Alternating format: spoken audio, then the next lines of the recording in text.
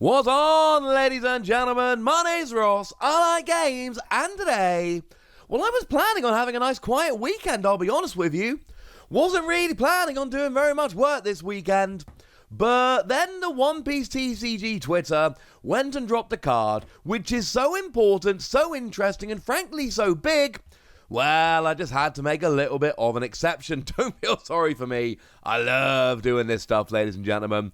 So what we've got here is a Luffy leader which is coming around in OP1, and as far as I am aware, and please correct me in the comment section if I'm wrong about this, this is the first leader which has actually been shown from OP1, from Romance Dawn, from the first set, rather than being from, you know, the starter decks that we've seen before. And this is extremely important, because we saw the four leaders from the starter deck, and what we've seen up to now is everything we would expect to see. Like, literally everything we would expect to see. It's just been 5 life, 5,000 power, and then a skill. And that's fine, don't get me wrong, but they've all been pretty predictable in that regard. Well, this, ladies and gentlemen, I mean, first of all, we've got 4 life. We can talk about the implications of that a little bit later on in the video. But I think what really needs to be stated here, dual color card. We've got an actual factual dual color leader. Now, this is really surprising to me. Really surprising to me. Because the One Piece TCG, it's doing what TCGs do. It's breaking the rules that it itself set out. All TCGs do this. They set out their basic rules, and then over the course of many sets, they go and introduce cards that can break those rules to give extra gameplay and deck building options, etc. Absolutely standard thing to do. But One Piece is doing it all in set 1, which I find very interesting. Digimon didn't see any cards with Rush until we hit BT4 with, for instance, Agumon. Okay, fine, Bushy Agumon. It was BT4 and Darkdramon as well, I suppose we could mention.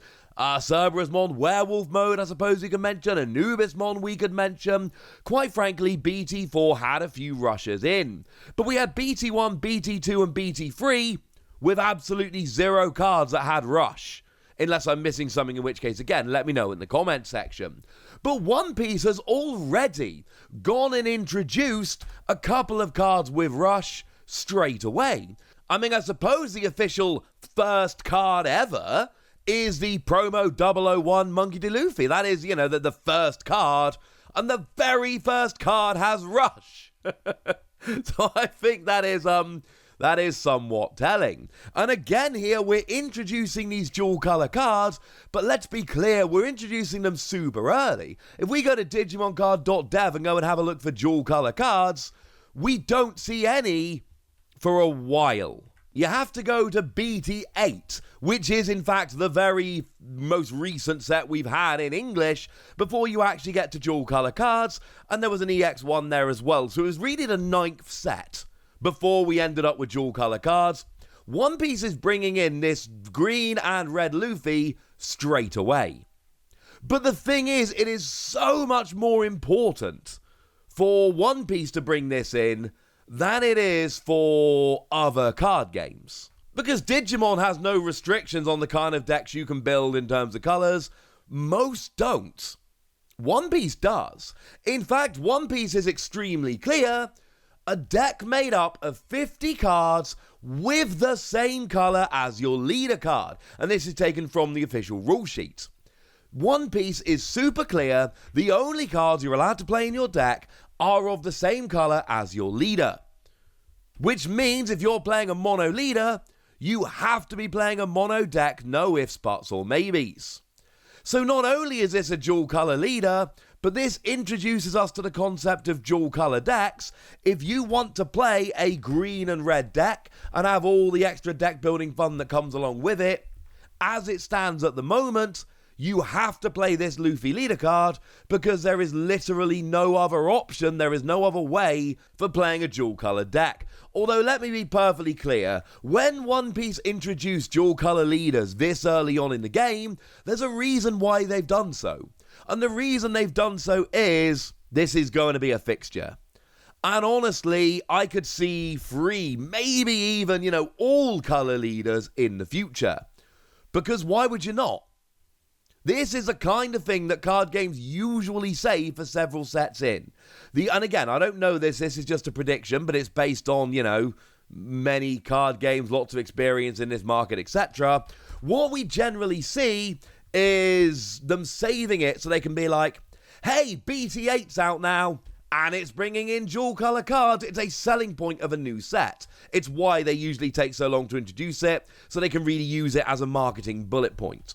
The fact that we've got them early basically says Bandai aren't going, hey, we're going to have dual color leaders at some point. It's going to be a marketing hit. It's going to be amazing. They're going, hey, yeah, no, dual color leaders are absolutely just a part of the game. And I would be stunned if this was the only dual color leader that we actually had in OP1. I would expect more, and I would expect them to be basically in every set. That's why you put them in the first set. The first set doesn't need any more excitement. It's the first set. So when you put dual color leaders in, you're basically taking something that could have been the selling point of a later set and just slipping it into the first set, which tells you that it's not going to be a selling point down the road. It's just a fixture of the game. But you've only got 4 life. And like I told you, all the leaders we've seen so far all have 5 life. And remember, at the start of the game, you put out life equal to your leader's life. Which means that Luffy has one less life than the other 4 leaders we've seen from the starter decks, which means you need to have 1 less attack, 1 fewer attack, that goes through the leader in order to actually go ahead and win the game. Cool. This is a major disadvantage. But the reason it's a major disadvantage is because you're getting the major advantage of being a dual color card. Incidentally, the 5,000 power is so far the only thing we've seen. We've now seen 5 leaders. All of them have 5,000 power. I can't imagine this is always going to be the thing. Essentially, what Bandai seem to be doing is setting out 5,000 as the normal, the average, the starting point, call it what you will. And then they're going to be deviating from that. 5,000 power, 5 life is standard, but they can move around from that where they need to. Now, in terms of what the card does, our translation comes once again from, stop me if you've heard this one before, Rust Marrow. And what we've got here is activate main, once per turn, 4 cost, untap up to 1 of your 5 cost or lower Super Rookie or Straw Hat characters, and give them plus 1,000 power for the turn. I love this. I think this is absolutely amazing. Because you know what? This gives you an extra attack. Remember, the whole downside of this having 4 life is it takes your opponent 1 less attack in order to get through and win the game. Well, here, you get that extra attack potentially every turn. Now, it is a 4 cost, which is clearly not cheap, let's be clear, but I don't even really care, honestly. As long as you've got the resources to spend, and, we've not seen enough cards, and we've not played enough games to really know how useful this is going to be, but assuming this can work often, and we've got to think it's probably going to be able to, then what you get to do here is just constantly be untapping one of your characters and giving them extra power. Now, of course, it becomes super interesting here because your lower cost characters are going to be a little bit weaker. And what you're really going to want to do is have characters that can attack multiple times and go through your opponent's leader. Remember, we've got the whole countering mechanic going on in One Piece, whereby you can use cards with counter on and all of that. And, just use counter cards themselves to try and make sure that you are having enough power to actually, survive. But your opponent isn't going to be able to do that over and over and over again. And that's kind of where this comes in. By untapping one of your characters, it gives you another use, and your opponent can use their whole countering stuff to try and survive, but can they keep doing that? And the answer is, I'm not entirely sure they can keep doing that And that's kind of my point. Sooner or later, your opponent is going to run out of counter cards, and that's when you can start coming in, untapping your characters every turn, and really starting to do a little bit of damage. Incidentally, this is where we might see some vanilla characters being quite good. Take somebody like Frankie as an example. 4 cost 6,000 power. You untap it, and all of a sudden it's a 7,000 power character. Well, that seems pretty good, doesn't it? That's going to take some countering to actually, stop, which is kind of cool. Of course, you could also use something like the Monkey D. Luffy, who's a 5 cost 6,000 power. You can untap that one. So I don't know. There's other ways around it. My point is, I really like this skill, and I love the deck building options you've got. It really is. It's too numerous. There's no point sitting here trying to talk about all the different things we can do. We ain't seen that many cards. And honestly, we're going to see so many more as time goes by. I love this. I think it's really cool. And honestly, the most exciting thing about this leader isn't necessarily what this leader does, as weird as that might sound. What's really exciting about this leader is the fact that you can go other places with other leaders down the road. We're going to see other dual color. And I'm sorry, there is absolutely no way whatsoever that this is the only one we ever see.